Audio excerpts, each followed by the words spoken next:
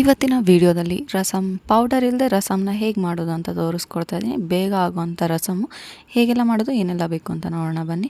ನಾನಿಲ್ಲಿ ಫಸ್ಟಿಗೆ ಮಿಕ್ಸಿ ಜಾರನ್ನು ತೊಗೊಂಡು ಮಿಕ್ಸಿ ಜಾರ್ಗೆ ಒಂದು 6ರಿಂದ 7 ಕಾಳು ಮೆಣಸು, ಒಂದು ಅರ್ಧ ಟೇಬಲ್ ಸ್ಪೂನ್ ಜೀರಿಗೆ, ಒಂದು 3 ಹಸಿಮೆಣಸು, 2 ಒಣಮೆಣಸು, ಒಂದು 5ರಿಂದ 6 ಎಸಳು ಬೆಳ್ಳುಳ್ಳಿ, ಒಂದು ಟೊಮೊಟೊ, ರುಚಿಗೆ ತಕ್ಕಷ್ಟು ಉಪ್ಪನ್ನು ಹಾಕ್ಕೊಂಡು, ಒಂದು ಅರ್ಧ ಹಿಡಿಯಷ್ಟು ಕೊತ್ತಂಬರಿ ಸೊಪ್ಪು, ಸ್ವಲ್ಪ ಹುಣಸೆ ಹಣ್ಣನ್ನು ಹಾಕ್ಕೊಂಡು ಫೈನ್ ಪೇಸ್ಟನ್ನು ಮಾಡಿ ಎತ್ತಿಟ್ಕೊತಾ ಇದ್ದೀನಿ.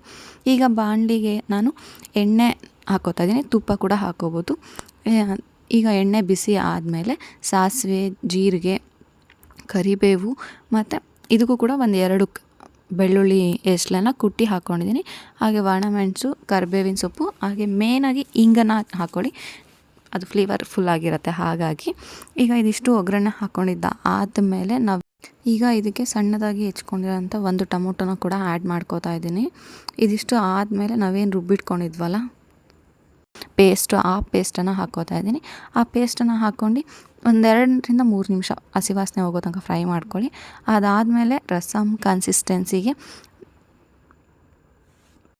ನೋಡ್ಕೊಂಡು ನೀರನ್ನು ಆ್ಯಡ್ ಮಾಡ್ಕೊಳ್ಳಿ.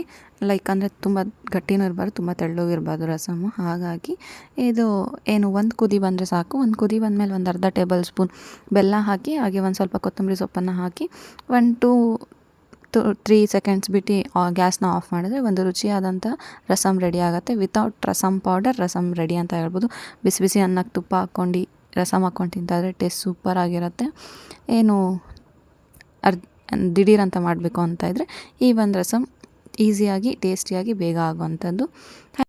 ಹಾಗೆ ಇನ್ನು ಯಾರು ನನ್ನ ಚಾನಲ್ನ ಸಬ್ಸ್ಕ್ರೈಬ್ ಮಾಡ್ಕೊಳ್ಳಿ, ದಯವಿಟ್ಟು ಸಬ್ಸ್ಕ್ರೈಬ್ ಮಾಡ್ಕೊಳ್ಳಿ, ಶೇರ್ ಮಾಡಿ, ಫಾಲೋ ಮಾಡಿ, ಹಾಗೆ ನನ್ನ ವಿಡಿಯೋನ ಲೈಕ್ ಮಾಡಿ, ಕಮೆಂಟ್ ಮಾಡಿ, ಹಾಗೆ ಇನ್ನು ನಿಮ್ಮ ಫ್ಯಾಮಿಲಿ ಫ್ರೆಂಡ್ಸ್ಗೆಲ್ಲ ಶೇರ್ ಮಾಡಿ. ಡೈಲಿ ಇದೇ ಥರ ವೀಡಿಯೋಸ್ ಬರುತ್ತೆ, ನೋಡಿ ಸಪೋರ್ಟ್ನ ಮಾಡಿ.